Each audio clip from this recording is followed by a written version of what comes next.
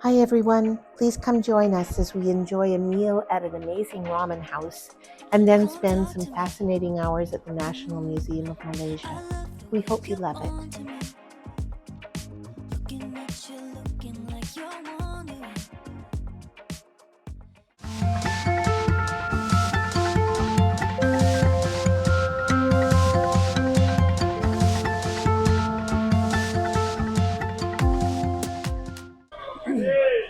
Hi everybody.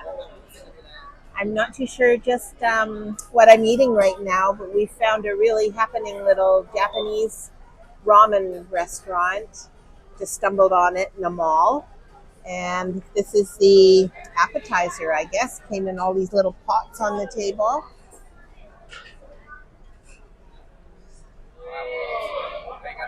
These are, well, I don't know what they are. Bean sprouts, maybe? Very crunchy. The placemat has instructions as to how to order and how to eat the ramen. Let's take a look at them. So first, we had to complete a order sheet. There were quite a few choices, and took us a while to get that order taken care of. And this is what the sheet looks like. As you can see, lots of choices.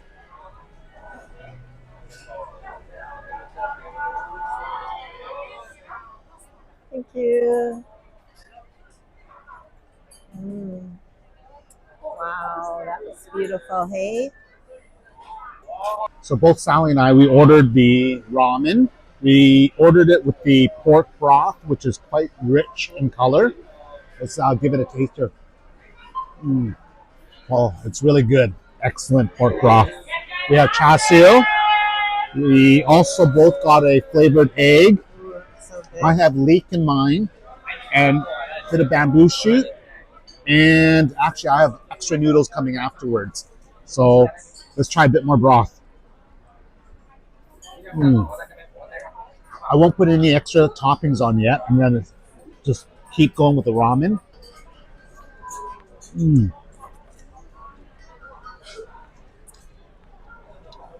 It's perfect. A perfect chew to it. You're going to love it, Sal. Nice. Okay. Try the broth first. That's so good. Shades of ramen butcher in Chinatown back home.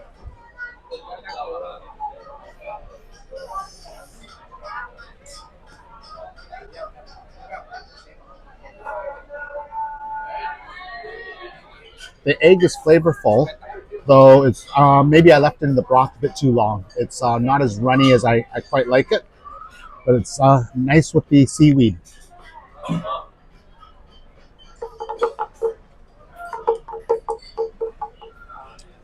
Nobody's coming. I was hoping. Okay. I have finished all of my noodles and all the condiments that were added to it. So now I've asked for my extra plate of noodles. Hopefully, I'll arrive soon and I'll be able to finish it off with this broth.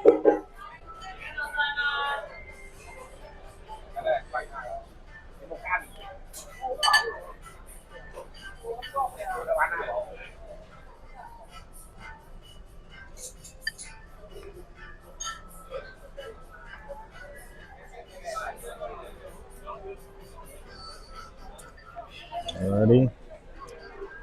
Down to my last bite of noodle here. Mm. You can't leave the broth. I'm going to fish off the broth too.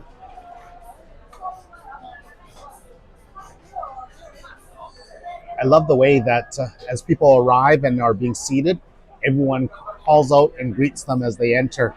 So, Sal, best ramen or close to it? Best in KL. We're at a restaurant called Kanbei, and the menu says that means impressed that resonates with the five senses. What is deliciousness that Kanbei thinks?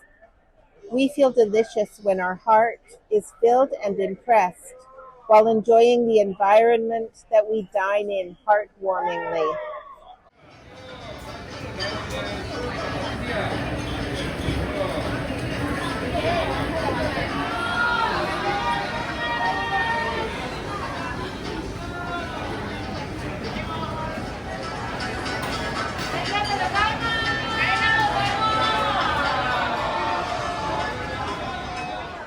So, good meal?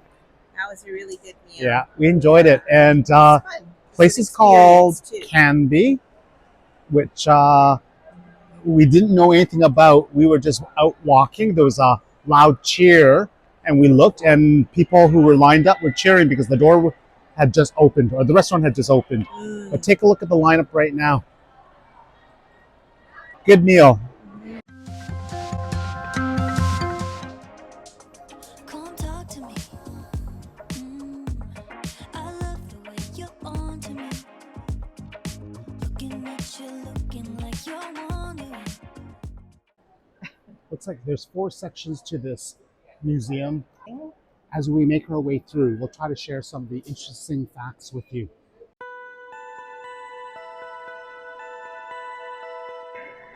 20,000 years ago, the island of Borneo in Sumatra was actually part of the mainland as the sea level was so low.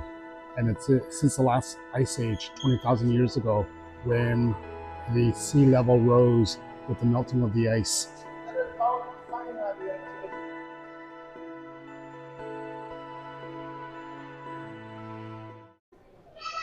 So the earliest signs of human activity here on the Malay Peninsula go back about 300,000 years.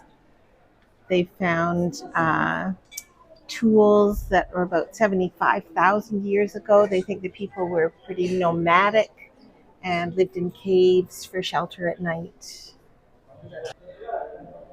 These are the remains of Perak Man, and he's considered to be a very significant discovery because I think he was probably lived 10,000 years ago. He's in really complete anatomical state. I think he was between 40 and 45 when he died. Where to next? I think that away. Is it the Malay Kingdom? I think it's the Malay Kingdom. B.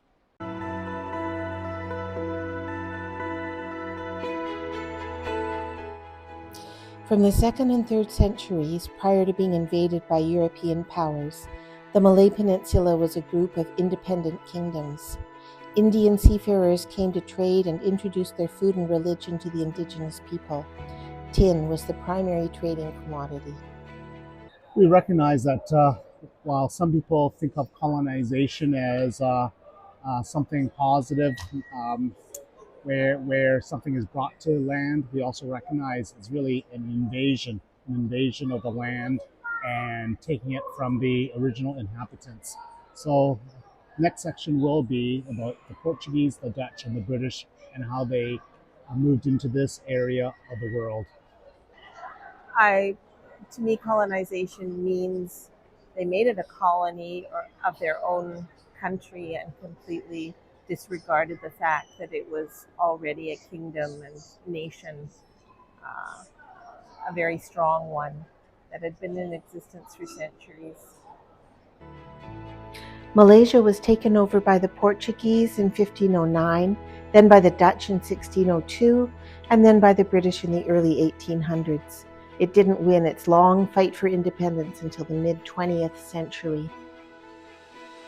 So this section of the display highlighted some of the natural resources of Malaysia. What did we see? We saw, well, coconut and rice. What else? Rubber. Tin. Although rubber originated in Brazil and seeds were brought to this part of the world, but flourished. Yeah. And then tin was, at one time, Malaysia was the top producer of tin. Yeah. Now they don't even export any of that.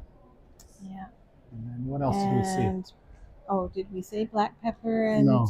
gambir, which is used in India apparently mostly for medicinal purposes. We're heading into the final section, Malaysia Today. Just read something really interesting about the social consciousness in the beginning of nationalism here in Malaysia. It was through the teacher college that was created and the teachers that were being trained in the 1920s and on. They started to teach the importance of Malay nationalism, and it was through them that they awoke the spirit of Malay unity in the young people. And that was the impetus for working towards their own nation. Interestingly, it was set up by the colonial British government, and it was a completely unintended result. It was also the journalists, poets, and writers who started to question the British system. And they were the ones who, along with the teachers, started the nationalism. So from 1948 through 1960, the Communist Party started a guerrilla warfare. Lasted for 12 years, and the area was in a state of emergency during that time period. In that time period also, in 1957, specifically August 31st, that is when Malaysia became its own nation. It gained its sovereignty. Malaysian independence was a long time coming.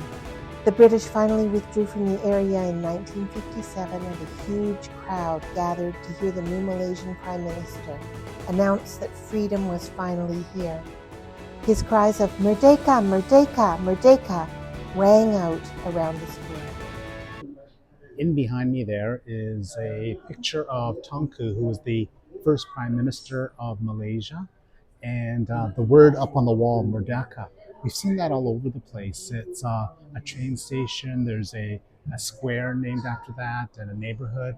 And then we just found out the word Merdeka means independence or freedom. It's pretty special.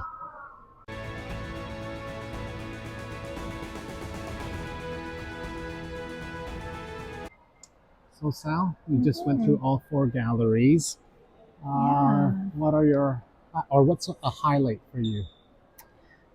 For me, the highlight was probably just getting a better grasp of who and what the Malaysian people now are, because I've been having a hard time grasping that. But yeah, they very clearly recognize sort of the three races, or the three peoples who've come to contribute to their society now: the Chinese, the Indian, and the native Malayans. So interesting, yeah. A highlight for me was in the first gallery where they had replicas of the different burial sites, where there were urns where cremated remains were found. They had the log coffins, and then the what was it, rock slabs. So that was interesting. I thought it was interesting when they said that they buried their people like almost with their knees In a up crouched against their position. chest, Yeah. and almost like Yeah. encapsulated position. Any interesting facts that you learned?